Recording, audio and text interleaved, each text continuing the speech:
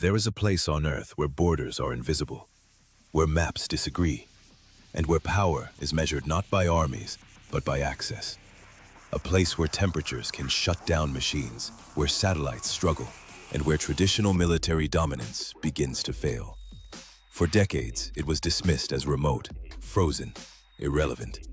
Today, it is quietly becoming one of the most contested regions on the planet. Not because of ideology, not because of population, but because beneath the ice lies something far more dangerous than conflict itself: advantage. This is the Arctic, and the race for it has already begun. For most of modern history, the Arctic was defined by one word: inaccessibility. Ice made borders irrelevant, resources unreachable, and permanent presence impractical. That equation is now changing. The Arctic is not owned by any single country. Under the United Nations Convention on the Law of the Sea, UNCLOS, coastal states are entitled to 12 nautical miles of territorial waters, 200 nautical miles of exclusive economic zone, EEZ, potentially more if they can scientifically prove their continental shelf extends farther. This has turned geology into geopolitics. Countries are not claiming ice, they are claiming what lies beneath it. Key Arctic coastal states: Russia, Canada, United States via Alaska, Norway, Denmark via Greenland. Each has submitted, or is preparing, scientific claims to expand seabed rights. The Arctic Circle covers roughly 14 million square kilometers. That is, larger than Europe, comparable in size to Russia itself, bigger than the United States. Yet it contains no cities, no permanent borders, almost no infrastructure, which makes control less about conquest and more about presence. According to NASA and NOAA, the Arctic is warming nearly 4 times faster than the global average. Since satellite records began in 1979, summer sea ice extent has declined by over 40%. Multi-year ice is disappearing rapidly. This is not theory. It is measurable, documented change. As ice retreats, access follows. What was once impassable is becoming navigable. 2 routes matter most: Northern Sea Route, along Russia's coast; Northwest Passage, through Canada. Compared to traditional routes, Asia-Europe via the Arctic can be 30 to 40% shorter. Less fuel, less time, less dependency on choke points like the Suez Canal. Shipping companies are watching closely. So are navies. According to the U.S. Geological Survey, USGS, the Arctic may contain approximately 13% of the world's undiscovered oil, approximately 30% of its undiscovered natural gas, significant deposits of rare earths, nickel, cobalt, and critical minerals. Most of these resources lie offshore, beneath the seabed, making legal claims and access capabilities more important than flags. The Arctic is not becoming valuable because nations suddenly want it. It is becoming valuable because it is becoming reachable. Law, climate, trade, and resources are converging at the same time. A rare alignment that turns a frozen region into a strategic question. And that raises a problem, because once access becomes possible, competition becomes inevitable. At first glance, the Arctic appears empty. In reality, it is one of the most hostile operational environments on Earth. Not because of an enemy, but because of physics. Temperatures in the Arctic can fall below -40 degrees Celsius. At these levels, exposed skin freezes in minutes. Breathing itself becomes a physical strain. Long-term deployment requires constant medical and logistical support. Even elite forces are limited by fatigue, isolation, psychological stress caused by darkness and extreme remoteness. In the Arctic, endurance is not a training issue, it is a biological one. Modern militaries depend on complex systems. The Arctic is uniquely effective at breaking them. Extreme cold causes fuel to thicken or gel, batteries to lose capacity rapidly, lubricants to fail, hydraulic systems to slow or seize. Aircraft face ice accumulation, limited diversion airfields, reduced sensor reliability. Ground vehicles suffer structural stress, track and tire failure, constant maintenance demands. Even reaching the region is difficult. Operating there continuously is exponentially harder.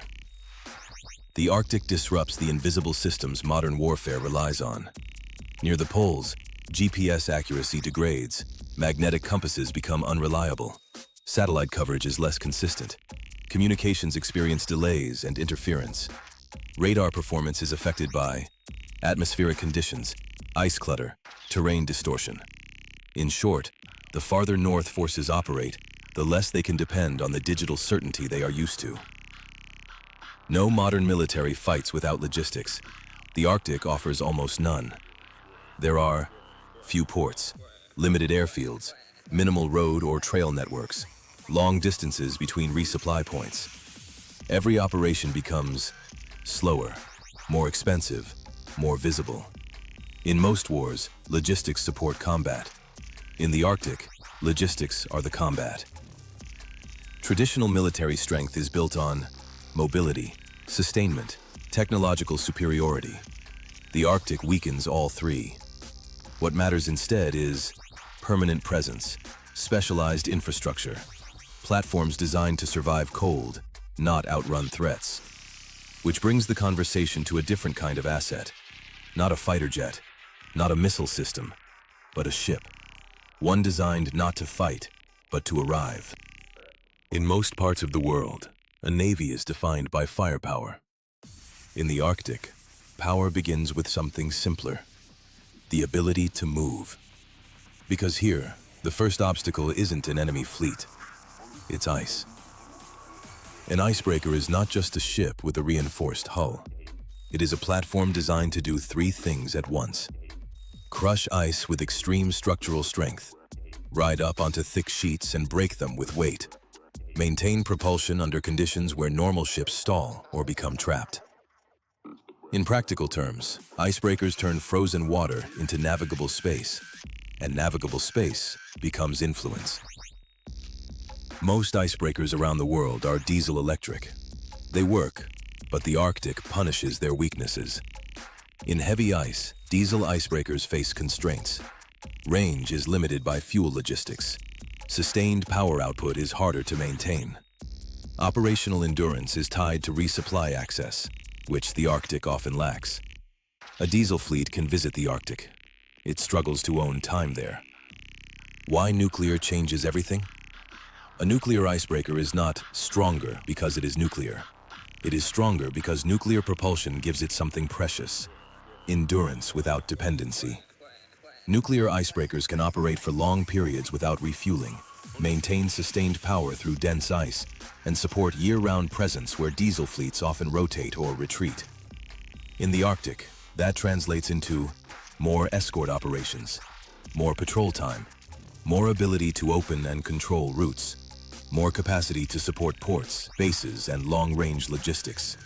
It is not just mobility, it is strategic continuity. This is where the imbalance becomes clear. Russia operates the world's only fleet of nuclear-powered icebreakers and has invested heavily in Arctic infrastructure along the northern sea route. The United States and most NATO countries operate icebreakers, but their fleets are smaller and largely non-nuclear. In other words, some nations can operate in the Arctic seasonally. Russia can build presence into a permanent feature. It is tempting to see icebreakers as civilian tools. In the Arctic, they become strategic enablers, because every Arctic capability depends on them. Moving equipment, supplying bases, escorting shipping, establishing routine presence, turning routes into controlled corridors. A nuclear icebreaker is not a weapon in the classic sense, but it can decide who gets there first and who gets there at all. And that leads to the real question. If the Arctic is becoming reachable and icebreakers decide access, who already holds the advantage today? In the Arctic, superiority isn't decided by a single weapon system. It's decided by something less dramatic, but far more decisive: presence. Who can operate there the longest, the most reliably, and the most often, wins the strategic calendar. Russia holds the longest Arctic coastline on the planet. That alone shapes everything: ports, bases, logistics, and response time. But geography isn't the whole story. Russia has invested in Arctic-capable infrastructure along the northern sea route, a network of airfields and outposts, and most critically, nuclear-powered icebreakers enabling year-round access. This combination creates a form of dominance that isn't theoretical. It shows up in routine operations, escorts, supply runs, and continuity. The US and NATO possess overwhelming global military capability, but the Arctic doesn't reward global capability. It rewards specialization and repetition. The US has Arctic geography through Alaska and deep alliances with Arctic states. NATO has key members with direct Arctic access: Norway, Canada, Denmark, Greenland, and Iceland's strategic position. But compared to Russia, the challenge has often been smaller dedicated icebreaking capacity, fewer Arctic-specific logistics nodes, less routine year-round presence. That doesn't mean weakness. It means the Arctic is still a priority being rebuilt, not a theater already optimized. China is not an Arctic coastal state, yet it has declared itself a near-Arctic state in policy terms and has expanded research and commercial presence. Its influence is not based on coastlines, but on investment, shipping interests, scientific missions, strategic partnerships, and access agreements. In the Arctic, even indirect presence matters, because infrastructure and financing can shape routes over time. China's approach is slower, less military, more structural. But structural influence is often the kind that lasts. If the question is, who can operate there today, at scale, year-round? Russia holds a clear operational advantage, especially in ice access and routine presence. If the question is, who can project advanced military power globally? The US and NATO still dominate, but the Arctic makes that dominance harder to convert into persistent control. And if the question is, who is positioning for long-term influence? China is building leverage through economics, research, and gradual integration into Arctic systems. In the Arctic, superiority is not a trophy, it's a timetable. And the timetable favors whoever can show up, again and again, without stopping. Most modern conflicts follow familiar patterns. They erupt around borders, ideology, or immediate security threats. They rely on proxies, escalation ladders, and deniability. The Arctic breaks that model. This competition is not driven by ideology. It is not fueled by population pressure, and it is not fought through intermediaries. It is driven by access.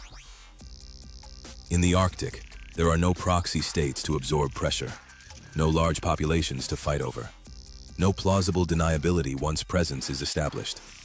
Every move, a new base, a new route, a new patrol, is direct. The competition is between states themselves, not their partners.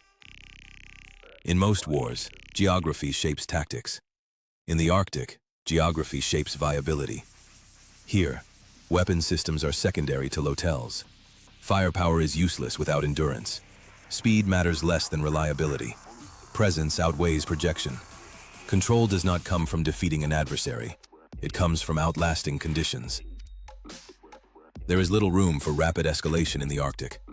Instead of clashes, the competition unfolds through infrastructure expansion, route normalization, scientific and commercial activity, persistent patrols and escorts.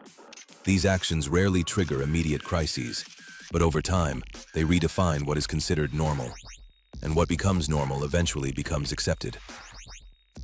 This is not a war that begins with a strike.